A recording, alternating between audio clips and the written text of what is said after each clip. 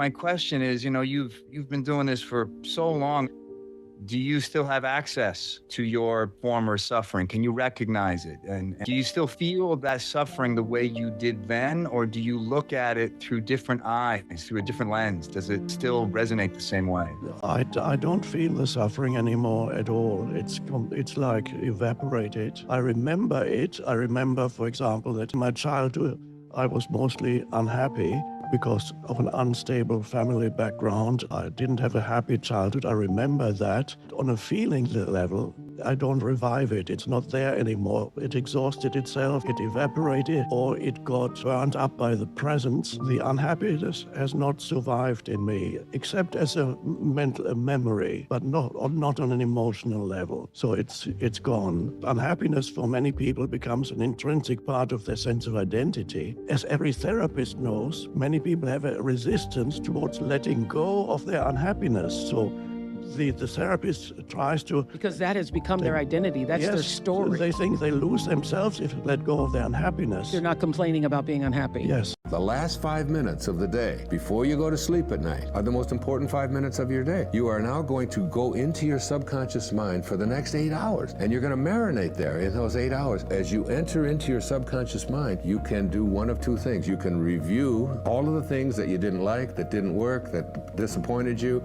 all of the stuff that's going on in the world that you hate. Now you wake up, and your subconscious mind begins to offer you up experiences that match up to everything that you've placed in there. Or use those last 5 minutes to program into, I am well, I am healthy, I am content, I am peaceful, I am unattached, I am in love. And you just start to program yourself this way so that when you wake up, your subconscious mind, which can't make a distinction between the thoughts that you have or the actual things that are going on in your physical life.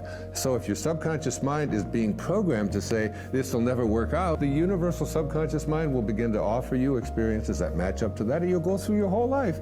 Believe me, that when you say I, before you say I am John, I am Bill, I am this, I am that, I am the other, you are declaring yourself to be.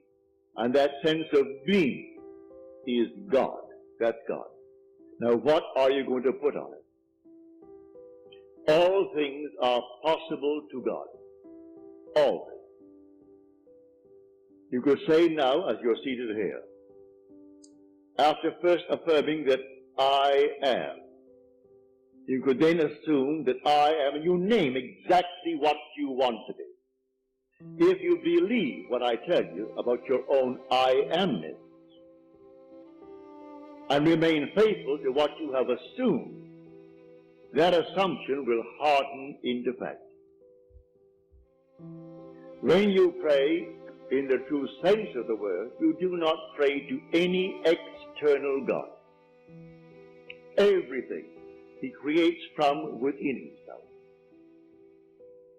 And this pattern, the individual awakens within himself.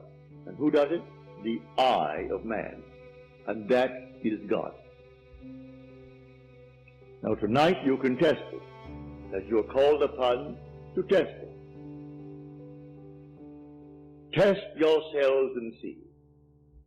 Do you not realize that Jesus Christ is in you? Unless, of course, you fail to meet the test.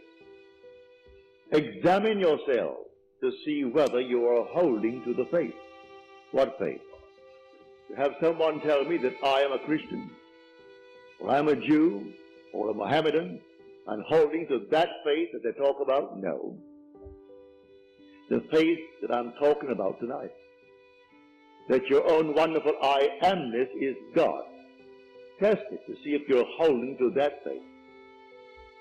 If you're holding to that faith and all things are possible to God, you should be able to prove it in the testing.